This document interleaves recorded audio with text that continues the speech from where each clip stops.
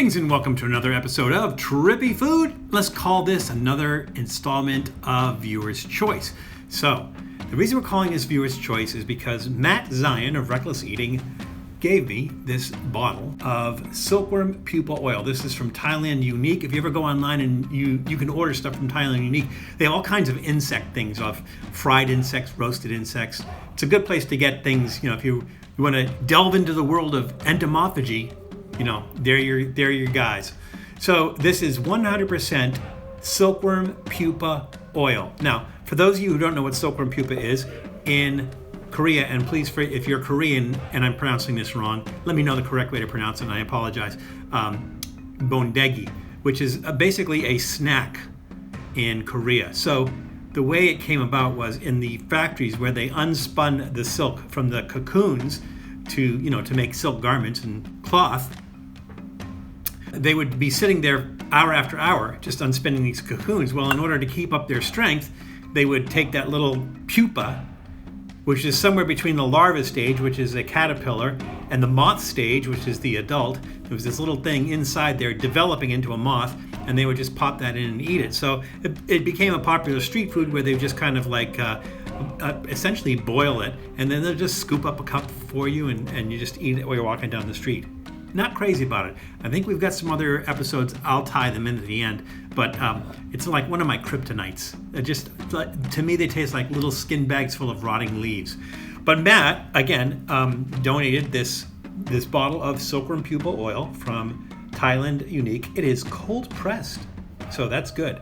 So before we start, so let me tell you what I'm going to do with this.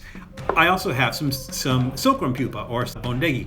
So this is packed in water, I believe, except this one is spicy flavor. You can get this at any large Asian grocery. If there's an H Mart near you, you'll be able to get these there if you so want to try them. The thing that cracks me up is that here's the can upright, and you open it from the bottom of the can. All right, so what we're going to do is we're going to make silkworm pupa fried rice. Now, in the past, we made silkworm pupa ceviche, and that actually turned out pretty good. So maybe this will turn out good as well. But what I'm going to do first is I'm going to try the oil first to see what that tastes like. It's an interesting flavor. I was thinking it was going to be really horrible. It's not. It's oily. It actually has a light flavor, but I want to say it's like bordering on the fruity side, but I don't think there's anything in it.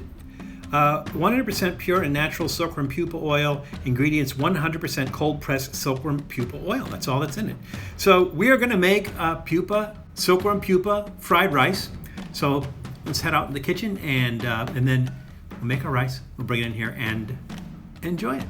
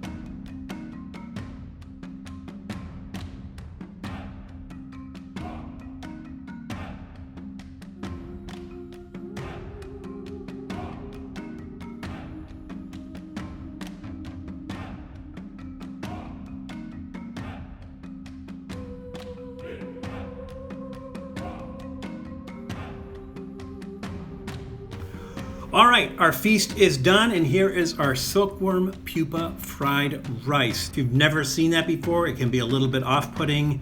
I can't describe what they look like. Now, here's the weird thing about this. So I started with the oil. I put the oil in the pan, heated the oil up, and then put the rice in. Now, when I heated the oil up, I got like a faint smell, but it was a sweet smell. It didn't really smell like the bondegi smells. I put the rice in, I stir-fried the rice, and then when I added the silkworm pupa, then that funk was released. So I don't know if it's the smell that really gets to you, but it's a very earthy, kind of guttural kind of smell. And so yeah, I put them through a sieve just so that I could get as much fluid off of it as possible. I didn't want these things popping like popcorn and popping out of the pan. So in addition to the rice and the silkworm pupa, now again, I was pleasantly surprised when I opened the can. There's corn in there, and it looked like some sort of mushrooms in there as well. I just threw them in there, fine. So in addition to that, I added in, well, I started with the oil. I kind of let the oil get infused by the chopped, dried Thai chilies. Then I fried the rice, added the silkworm pupa, added the chopped kimchi, added some gochujang, added an egg, and then at the end I added some chopped green onions. So it looks really pretty. It looks odd though. I mean, they look like kind of squished little cockroaches or something. But I have to tell you that it does have that smell, and it's from the silkworm pupa itself, not necessarily the silkworm pupa oil. So we're going to go ahead and try this, and we're going to see what flavor at all this imparts to like the rice and whatever else it's permeating.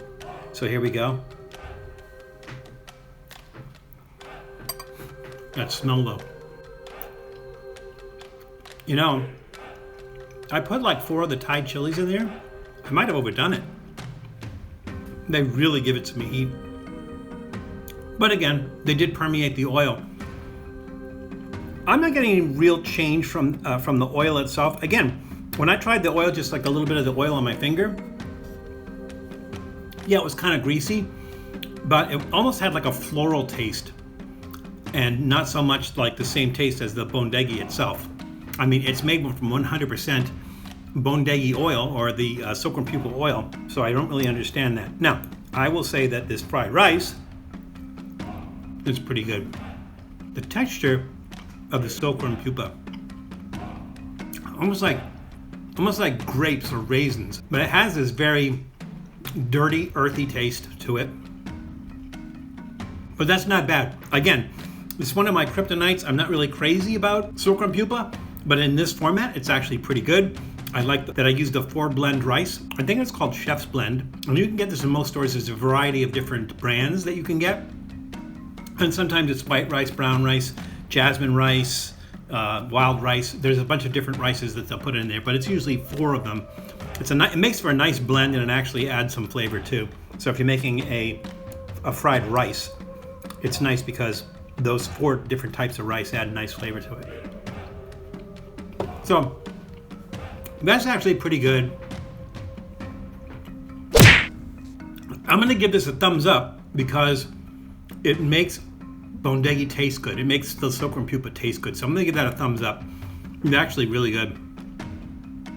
Yeah, thumbs up. Now, would I recommend that you go out and get some silkworm pupa oil and some silkworm pupa and try making this yourself? Yes, I would recommend that you do that, because you should try everything once. And this is actually pretty good.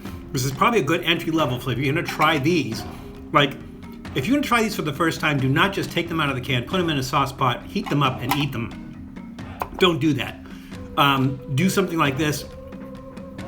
Work yourself into it, and I think it'll be pleasant. So, again, like the ceviche, I was pleasantly surprised with this. I'm going to give it a thumbs up. Again, this I got online at Thailand Unique, but this was a gift from Matt Zion from Reckless Eating, so thank you, Matt. And this I got at H Mart. So get out and get this stuff. Give this a try. But remember that it's crazy out there, so please be careful. Take care of yourselves, take care of others, and we'll see you soon. Thanks for checking out Trippy Food. If you enjoyed watching that video half as much as I did making it, well then I enjoyed it twice as much as you did. And if that's the case, you'll probably like this video right here. And if not, check out this video right here. That one's a little bit different. Either way, leave a comment down below and be sure to subscribe by clicking on the Trippy Food icon right here. Glad you could make it, and we hope to see you again soon.